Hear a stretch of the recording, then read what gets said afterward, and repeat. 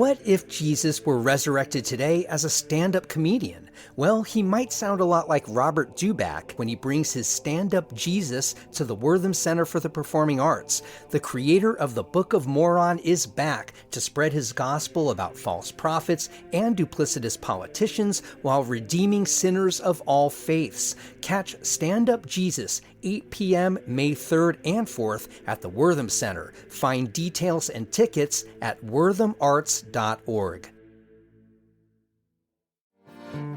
I am a maker, a builder, a baker, although sometimes my messes are all that you'll find. I'll tell a story, both true and allegory. Oh, the process is precious, so it takes up all my time. You want to know what's happening with McCormick Field, Thomas Wolfe Auditorium, or the Western North Carolina Nature Center?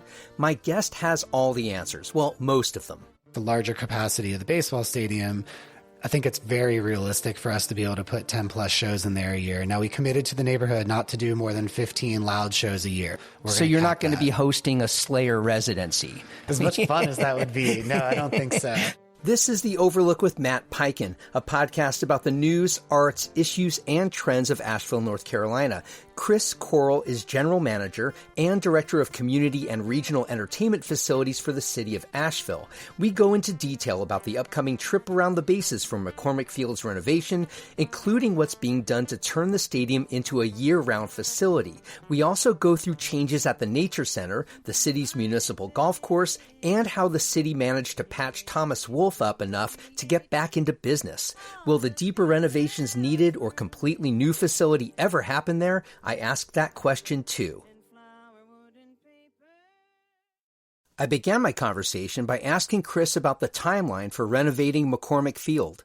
We're finishing design right now, but literally like the day after the last game, things are going to start moving over at McCormick Field, and we're going to be under construction essentially for 2 years straight. So we'll work through the first off season. 2025 season will be at reduced capacity in some way, shape, or form while we do construction around baseball. We'll work through the season. Baseball will still exist.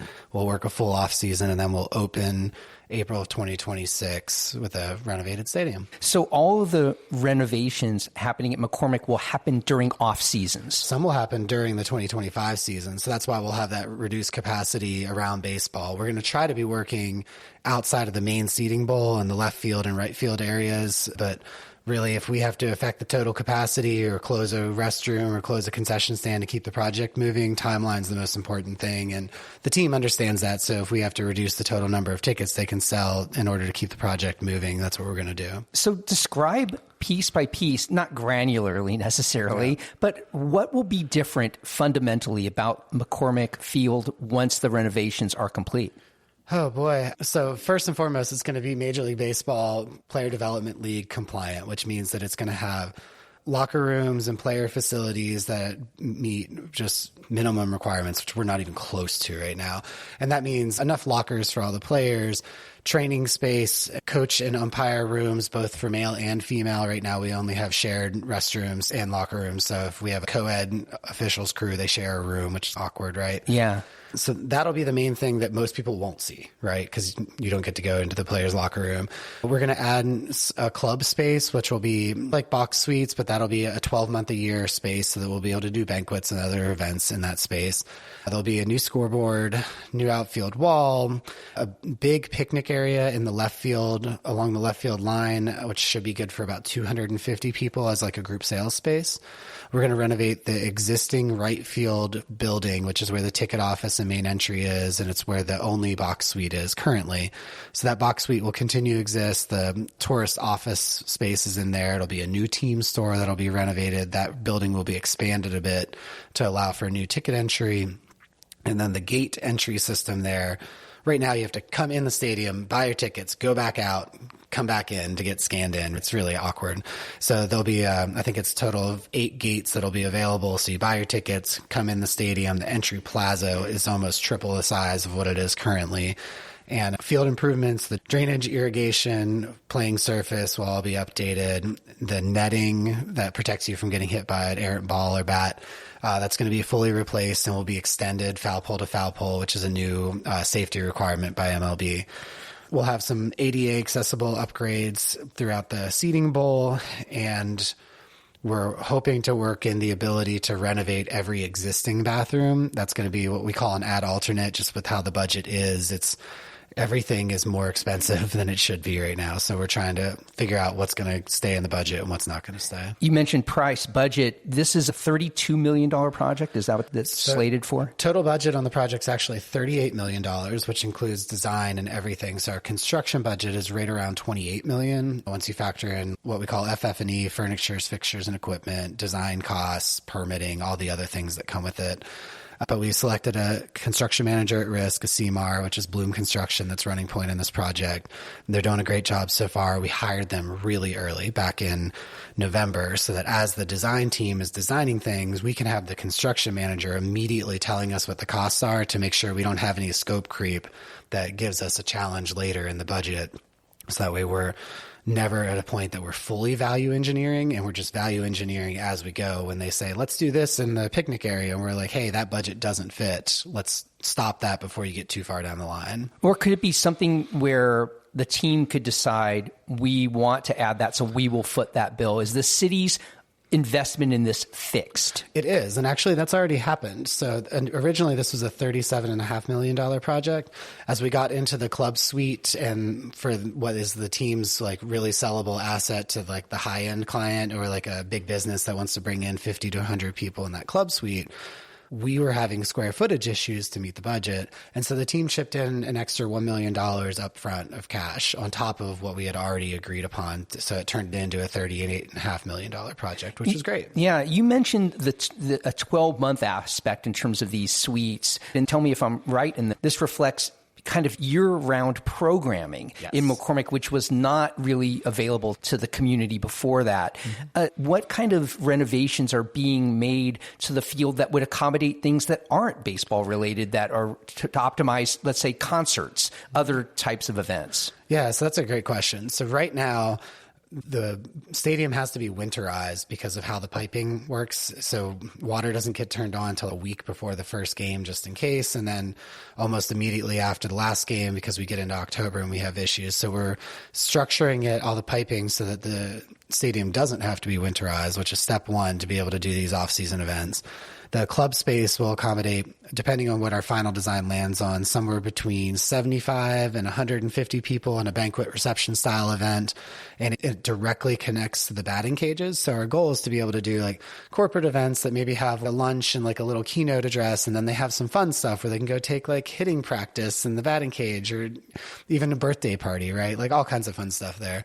But then if you're doing an event out on the field, say, and you need like a reprise somewhere indoors in the summer, you can be on the field, go into the club room. We're also adding concert power, which is an amazingly high expense just to have a few thousand extra amps of power available. But this is 5-wire, 400 amp services to be able to plug in concert sound lights so that we can do concerts in the stadium. Hopefully somewhere between 10 and 15 dates a year on the concert side. Yeah, right now, Asheville Rabbit is really the only outdoor venue that we have consistently for concerts here. Don't forget about Salvage Station. However, That's they've true. got some challenges with the I-26 project. And that's going away eventually. Salvage Station is going to vanish with the eminent domain. Yes, and Rabbit out there, I can't remember what the total noise ordinance cap is, but there's a maximum number of shows that any outdoor venue can do, and they're pretty close to that number already. And so with Salvage Station moving away, plus the larger capacity of the baseball stadium, I think it's very realistic for us to be able to put 10 plus shows in there a year. Now, we committed to the neighborhood not to do more than 15 loud shows a year. So even though we can do up to 30 some, so you're not going to be hosting a Slayer residency there, is what you're telling me. As much fun as that would be. No, I don't think so. So what would the concert capacity be at McCormick Field? So our maximum capacity is actually up to 10,000 people. We're going to be targeting probably what we would call like a more boutique amphitheater size, somewhere between 4,500 and 8,000. One thing we haven't really touched on is the concession area. I know from what I read, there's going to be an expanded thing, like more of a restaurant environment, at least with one one vendor, or what are we looking at there? And I ask this too because it seems like ballparks are becoming more entertainment centers where the game is the central attraction, but a lot of people go there and they shop and they eat. They plan dinners at ballparks and things like that. Is McCormick Field going to reflect that evolution? It's not going to be like what you see at the Major League Baseball level. If you've been to Atlanta's stadium or PNC Park in Pittsburgh is a really great example of an amazing ballpark. So restaurant would be a strong word. Like, you're not going to have a sit down space with wait service, but we're expanding the footprint. It's almost doubling the ability for what we call third party vendors to come in that can vend food. So we're expanding the options that are going to be able to be purchased at the stadium by doing so. But you're right. The baseball is almost secondary anymore at these, and same with basketball arenas and even football stadiums. Like, the game is the main event clearly, but a lot of the crowd that shows up doesn't see even half of the games anymore because you're doing all these other things, right?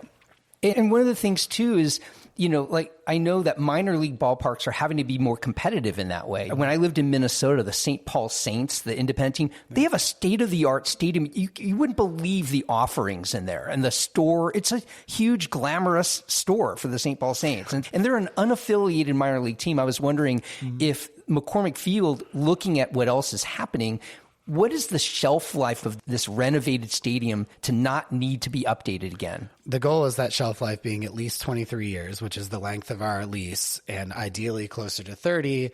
The lease is technically up to 33 years, but the initial term is 23. 30 is our debt service on the project. We're trying to keep that historic feel, the classic feel of the stadium, right? Like, you go into some of these and it's more entertainment than baseball. This stadium currently is more baseball than entertainment. That's going to be cyclical, right? So keeping the ability to be more classic, more baseball focused. If you go there on a Thursday night, like, sure, there's people just hanging out, having beer and just like talking to their friends, but they're still paying attention to the game. And so I think that's never going to leave, especially at the low A level where it is. But if the team for some reason bumps up to a AA or AAA, we're going to need to do something to have more entertainment around just because of what the fan expects with that level of baseball.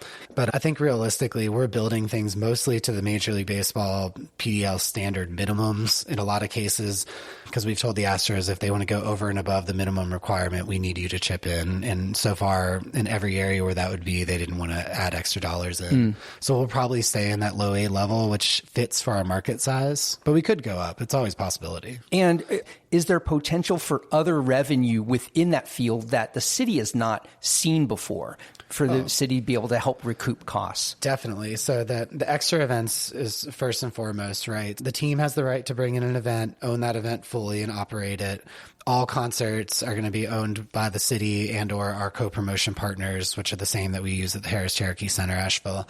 And we would own 50% of that revenue from the concerts if we're partnering with these other groups. And then the bar, the concessions, the team has to split with us 50-50 on the ancillary events. So that's new money to the city that's not factored into our debt service plan. So that's extra money that can go towards paying off the loan earlier or towards other future improvements that we might need at the stadium. Because let's be real, once we do the first 4 or 5 concerts, we're going to be like, we need this and this to do this better and make more money. And then by being able to turn that money back into the stadium, we'll be able to keep that cycle moving and not have a big lift like this one, hopefully in the future. More after this.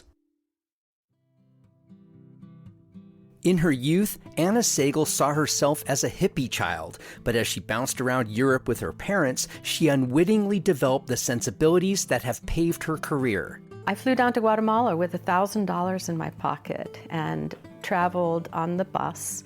Basically, it started with all Guatemalan merchandise, shirts, backpacks, belts, hacky sacks, you name it, all things bright and beautiful. And that was the beginning of Ad Lib. Sagel opened Ad Lib Clothing 35 years ago in Boone and moved her boutique to Asheville at a time when there wasn't much else downtown.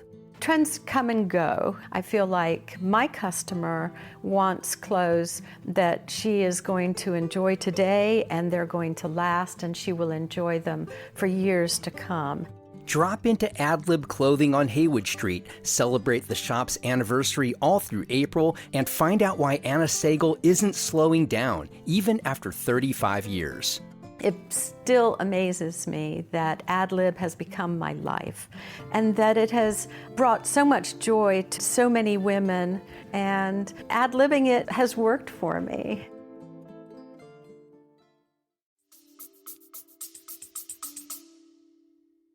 And this is just one of now it's the major project you have going. There are a few other things. The Western North Carolina Nature Center is another thing. Tell me about what's happening there. And renovations are imminent, or what's happening? Yeah, so we're bidding that project. It's the Gateway to the Southern Appalachians is what we're calling it. And we'll be bidding that project here in the next couple of weeks. It's roughly a $1.3 million project.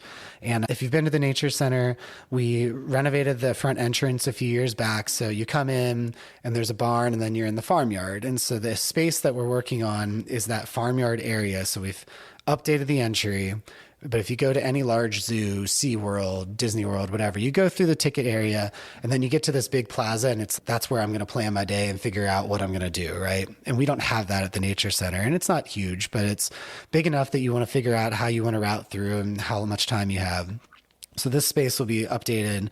They'll move the barn animals onto the hillside, which are mostly goats, and they're climbers, and they like that anyway. And it creates this grand view over black bear, which is like the fundamental animal for Western North Carolina wildlife, right? That's what everybody thinks of. And then on the right, as you're walking in, we're going to be adding a butterfly garden and a small little greenhouse that we'll be able to grow chrysalises in and do some programs around pollinators and butterfly. And it's another step in the 2010 20-year master plan, which we're 14, 15 years into, which this will allow us to then move forward with the next step, which is redoing Black Bear. And there's a wooden boardwalk that's not quite ADA accessible now that we hope to update to make a full 360 route through the park that's fully ADA accessible. Right now we're grandfathered in a couple spots. And the beauty of this plaza space that will work day to day as that like entry, like grand feel moment for the guests is that in the evenings, the Friends of the Nature Center or Nature Center staff are going to be able to program that with events, and it won't affect the animals, which is nice because it's before you're getting into most of the animal space, but it'll also have direct view to the barnyard, the pollinator space, and bear.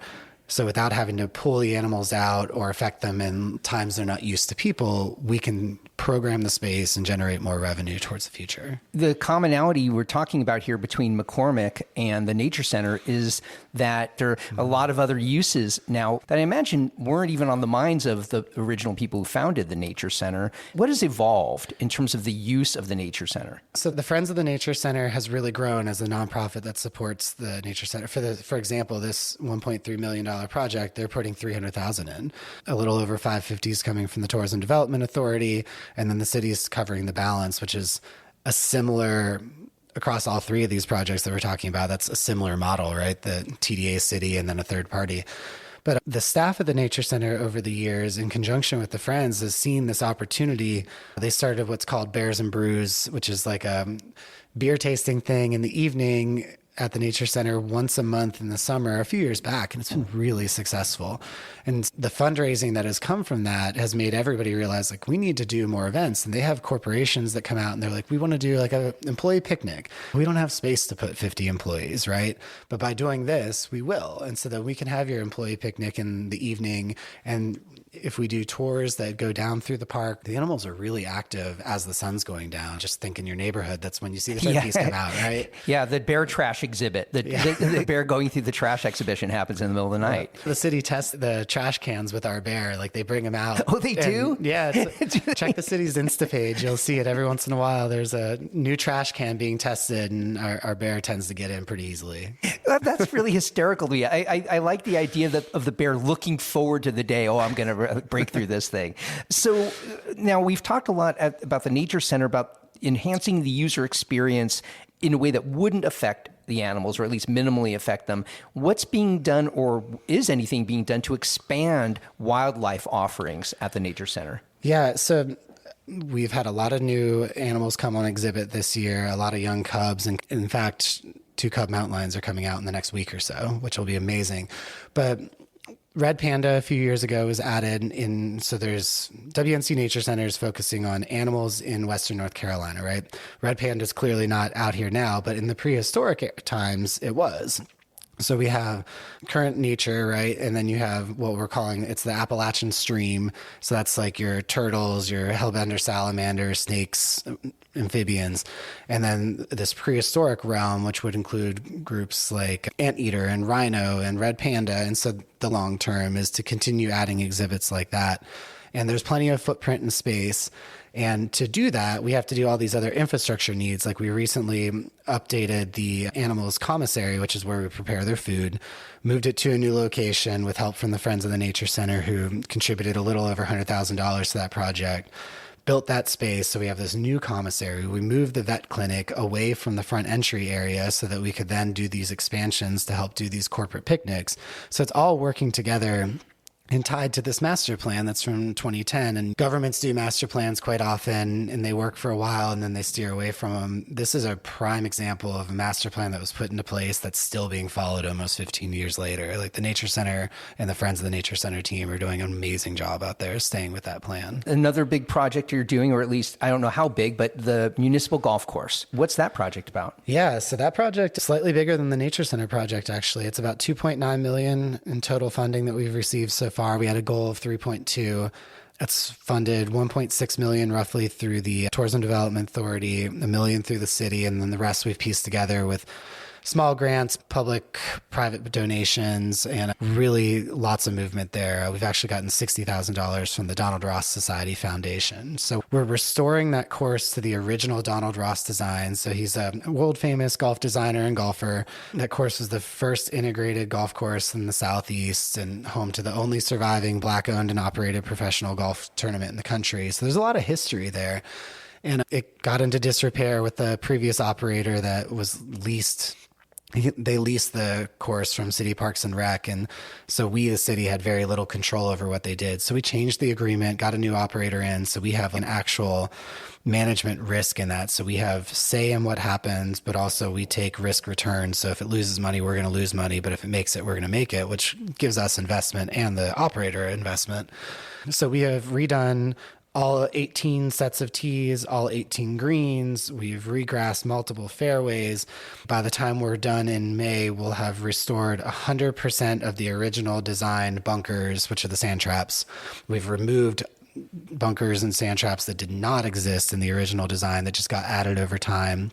And we're fixing just about 3/4 of a mile of stormwater piping that's coming. It's catching water from the Beverly Hills neighborhood on the golf course and getting it to the Swannoa River, which had failed. And there were numerous sinkholes and other challenges. We've repaired or replaced all 18 holes with a golf cart paths. There was some really damaged areas. We did remove a good bit of trees. I cannot find anywhere else in the country that's doing this, but we're going to be starting a tree nursery program there. So on some of the ancillary space around golf, we're planting trees in conjunction with Asheville Greenworks. So our first set is going in this fall. It's going to be about 125 trees, I believe. And so those will cycle out. And as they grow, they'll get dug up and they'll be replanted and donated to municipal governments, nonprofits in Buncombe County, and all at cost or free.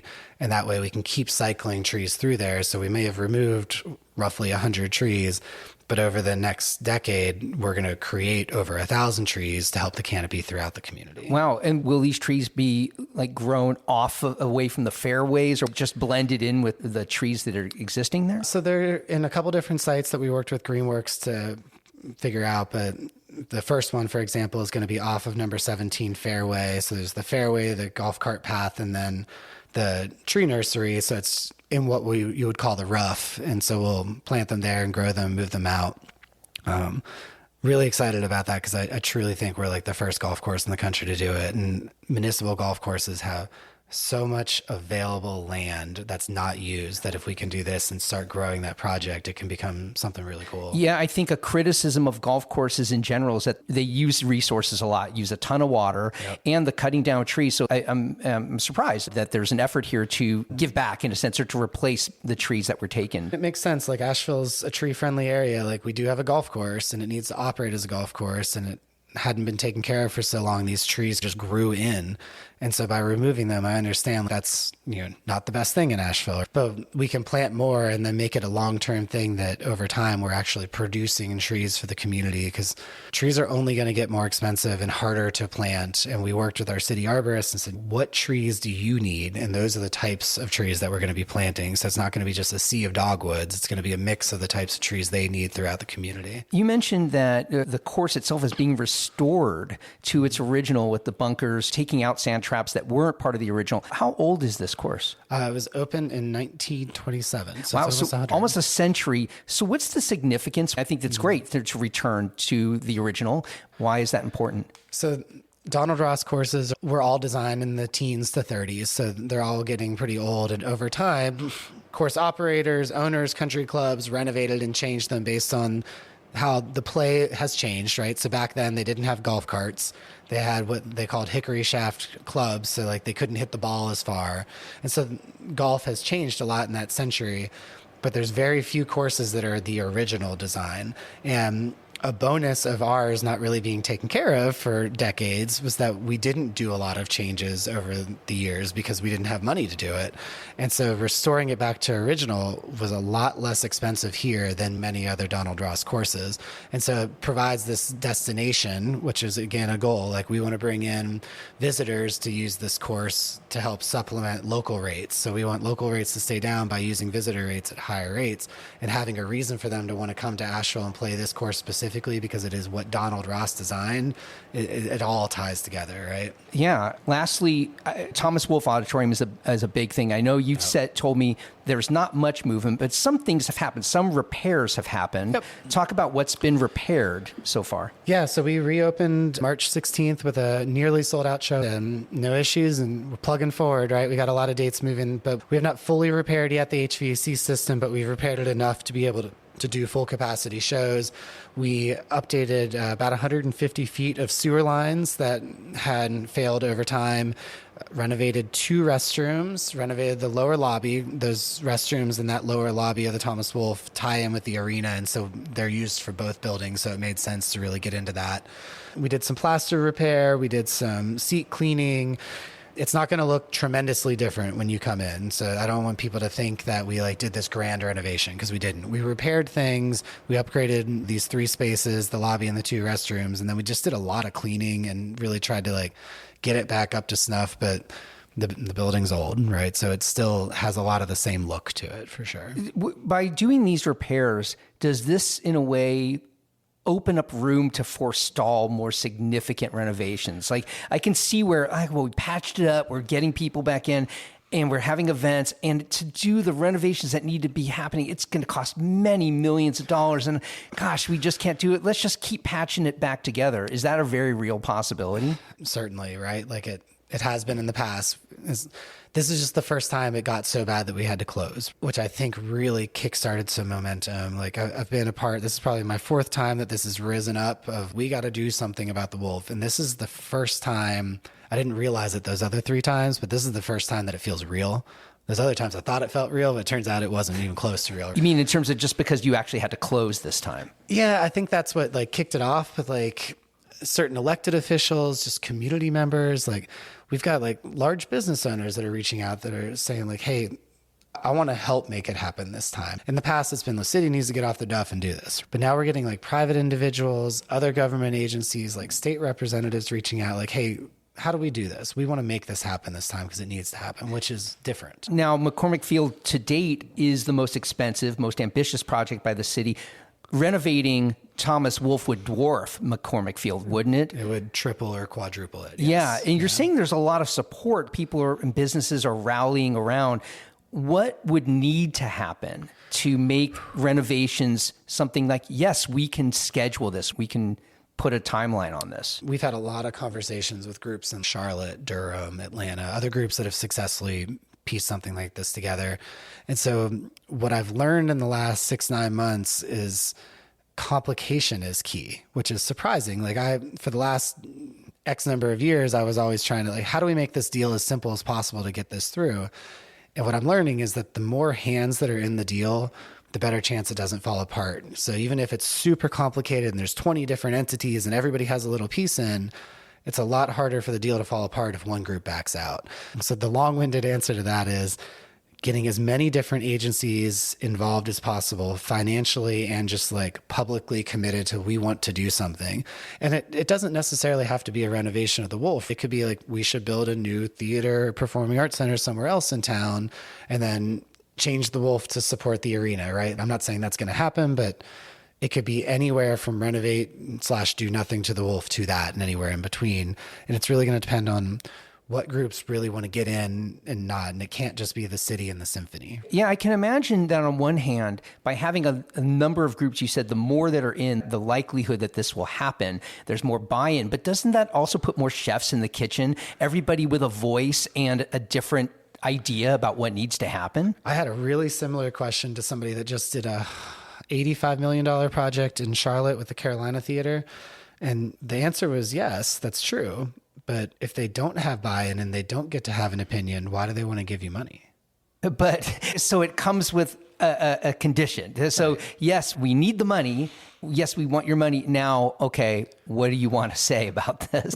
The Asheville Lyric Opera is too small to play in a room our size. But let's say the opera group was big enough. If we want to come to them and say, hey, can you chip in $1 million or whatever? Like they're going to want guaranteed X number of dates to do shows. Sure, of course. Right. So like how many different pieces can you put together for something like that? Or if it's let's pick on Duke Energy, right? If Duke wants to support the facility, they need to give us X number of dollars per year for so many years. And what can we provide? Maybe it's the Duke Energy stage or whatever it is, right? We need to be able to give and take, and it becomes like a weird private sector style deal done by the city in conjunction with a quasi with the TDA. Like it can just get really complicated really quickly.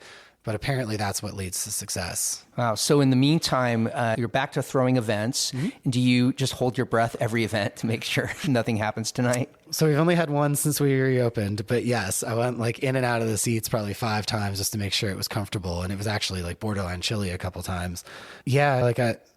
The Wolfe had been like that for a couple of years that I was always like, what's going to break? You didn't know what it was going to be, but it was always going to be something. And everything went off splendidly with our first show. We expected that in 9 months, we figured somebody would forget how to do their job and it would really affect the show, right? And it was great. It was a good night.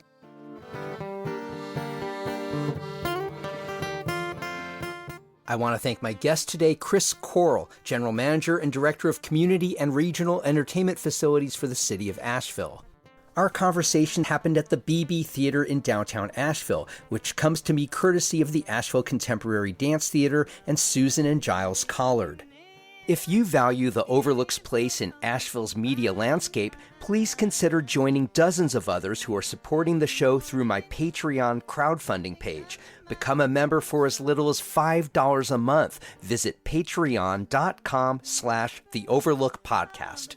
Our First Look newsletter gives you just a handful of daily headlines from around the local media landscape to get you on your morning. We also have a weekly newsletter devoted to all things The Overlook that hits you every Friday. Both are free and available at podavl.com/newsletter. The theme song for The Overlook, Maker's Song, comes to us courtesy of the Asheville duo The Resonant Rogues. The Overlook is a production of Podcast Asheville. New episodes come out every Monday, Wednesday, and Friday wherever you get your podcasts. You can find us on any social media channel at AVL Overlook. And I'll see you on the next episode of The Overlook with Matt Peiken. Hey everyone, Matt Peiken here from The Overlook, and I'll get back to my conversation in just a moment. But I'm asking you, the listener, yes, you listening this very moment, is The Overlook making a difference in your connection to Asheville?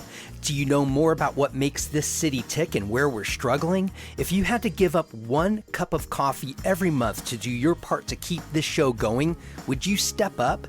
If you answered yes to any of that, and I really hope you did, please join dozens of other listeners by supporting The Overlook with Matt Peiken through my Patreon campaign by giving just $5 a month. Give it higher levels and you'll earn free tickets to my live podcasting events. Your support means the world to me and helps keep this show free for anyone to hear. Go to patreon.com/The Overlook Podcast.